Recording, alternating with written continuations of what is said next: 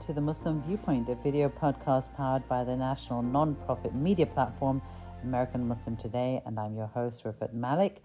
We're taking a look at today's confirmation hearing for controversial nominee Pete Hegseth as Secretary of Defense by President Donald Trump.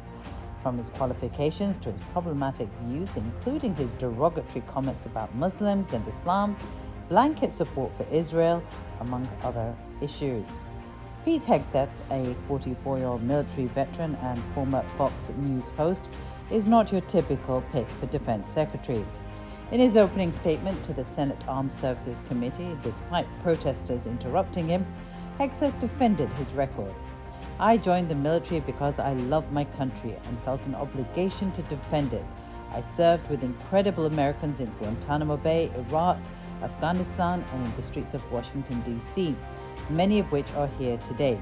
This includes enlisted soldiers I helped become American citizens and Muslim allies I helped immigrate from Iraq and Afghanistan."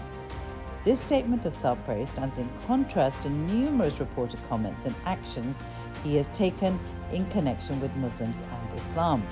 In May 2015, the Defense Secretary nominee was accused of chanting "Kill all Muslims" in a drunken rage at a veterans group event in the state of Ohio.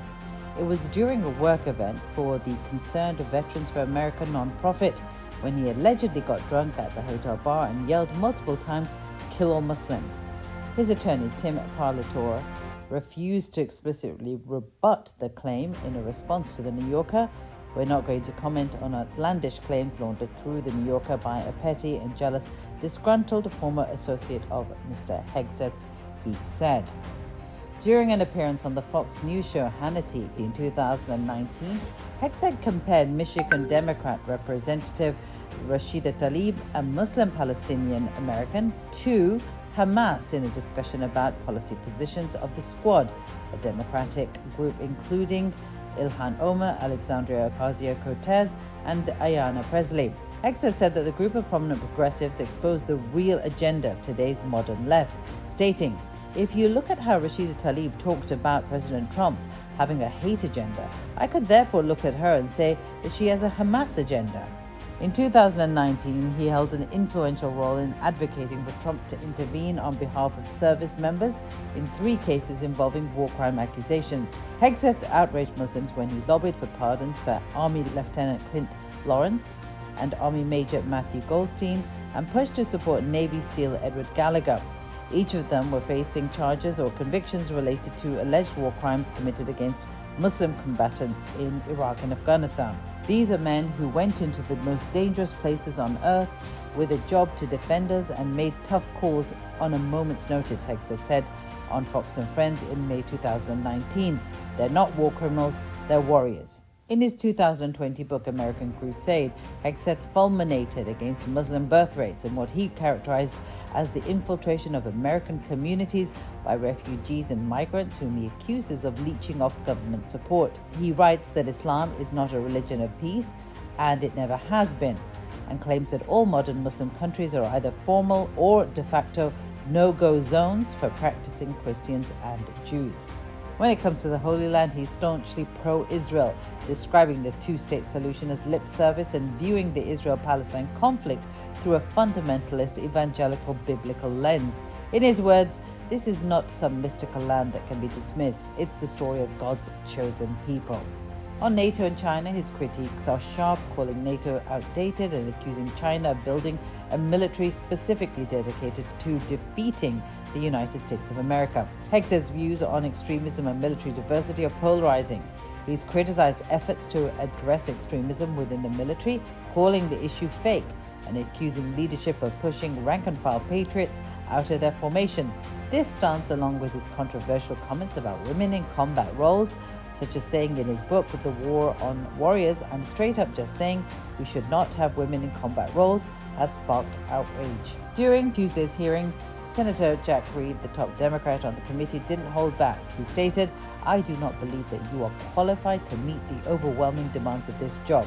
This sentiment echoed throughout the hearing as Democrats questioned his qualifications and raised serious concerns about his allegations of sexual misconduct, financial mismanagement, and his views on diversity in the military. There are also, of course, these assault allegations. According to sources, the FBI's probe into Hegseth didn't include an interview with a woman who accused him of sexual assault in 2017. This woman, identified only as Jane Doe, alleged that Hegseth assaulted her at a hotel after party. While no charges were filed, Hegseth paid a settlement and forced her to sign an NDA, which he claims was only done to protect his career.